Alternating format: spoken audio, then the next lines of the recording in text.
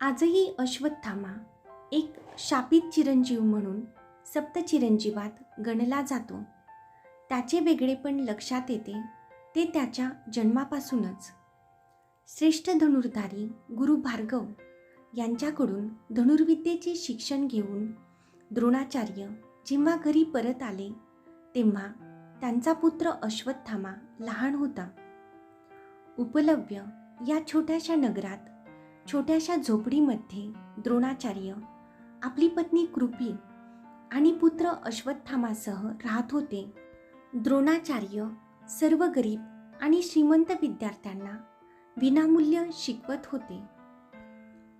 परंतु भिडस्त स्वभावामुळे त्यांनी कधी कुणाकडे दक्षिणा मागितली नाही. त्यामुळे त्यांच्या कुटुंबाची अवस्था खूपच हलाखीची होती. दूध म्हणून माता कृपी अश्वत्थामाला तांदूळ पिठात पाणी घालून देत असे. त्यामुळे त्याचे मित्र त्याला दरिद्री ब्राह्मणाचा मुलगा म्हणून चिडवत असत. एके दिवशी काही सावकारांची मुले फेर धरून त्याला चिडवू लागली, हा पिठोक्त, हा पिठोक्त. त्यानंतर अश्वत्थामा रडत रडत घरी आला आणि म्हणाला, मला दूध द्या, नाहीतर सगळी मुले उद्या परत मला चिडवू लागतील. संस्कारी मनामुळे आपण कोणाकडून दान घेऊ शकत नाही आणि गरिबीमुळे आपल्या मुलास दूध देऊ शकत नाही. ह्याची जाणीव होऊन द्रोणाचार्य खूपच व्यथित झाले होते. एके दिवशी द्रोणाचार्यांना कळले की भगवान परशुराम आपल्या सर्व संपत्तीचे दान करणार आहेत.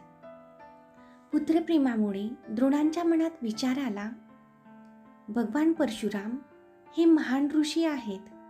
अशा थोर व्यक्तीकडून धन आणि संपत्ती जर स्वीकारली तर रोज रोज जी विटंबना आणि मानहानी होते ती तरी टळेल. या विचाराने ते त्वरित महेंद्र पर्वताकडे निघाले. परंतु उपलव्य नगरी ते महेंद्र पर्वताचे अंतर खूपच जास्त असल्याकारणाने वेळेवर न पोहोचल्याने गायीचे दान न मिळता सर्वश्रुत अशा रहस्यपूर्ण गूढ अस्त्रविद्येची प्राप्ती त्यांना झाली. रिकाम्या हातांनी घरी परत जाण्यापेक्षा बालमित्र द्रुपद राजाकडून गायीचे दान मिळेल या अपेक्षेने द्रोण पांचाल राज्यात गेले.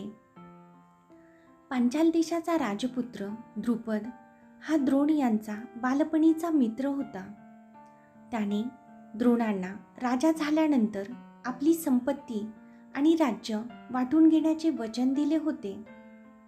द्रोण द्रुपदाच्या दरबारात गेले आणि त्याला म्हणाले, मी द्रोण आहे, तुझा बालपणीचा मित्र. बालपणी तू म्हणाला होतास की आपली मैत्री आयुष्यभर टिकावी. तुझी संपत्ती मला नको आहे. मी आलो आहे तुझा मित्र म्हणून. मला तुझ्याजवळ ठेवून घेणे हे आता तुझ्यावर आहे. आपण दोघे सदैव सोबतीने राहूयात.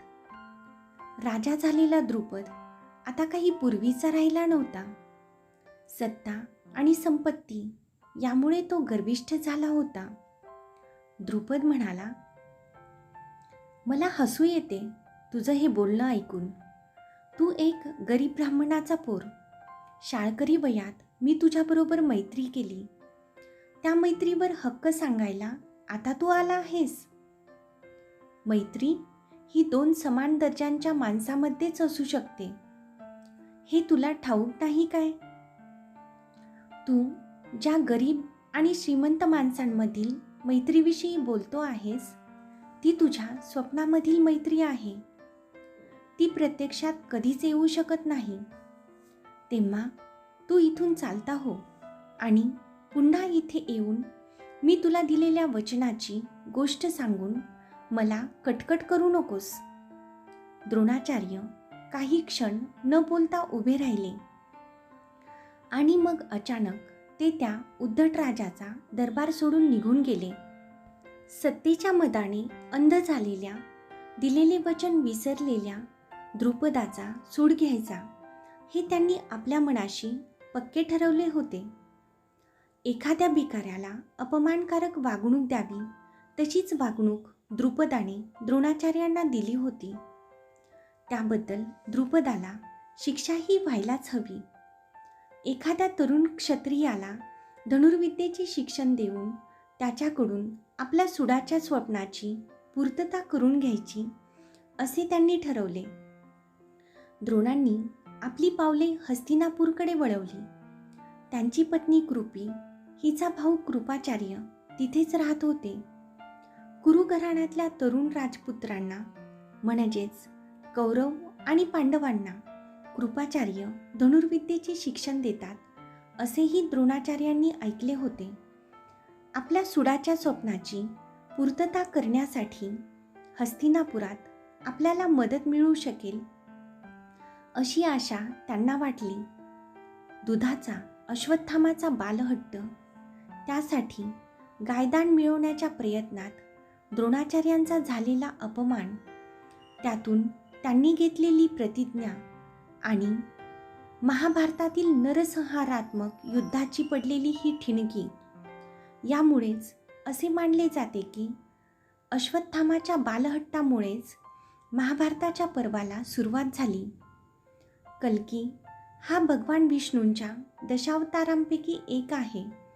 हा विष्णूचा शेवटचा अवतार आहे, जो कलियुगातील सर्व पापे नष्ट करण्यासाठी पुनर्जन्म घेईल असे म्हटले जाते. अमरत्वाने शापित असा अश्वत्थामा अजूनही या भूमीवर भटकत आहे.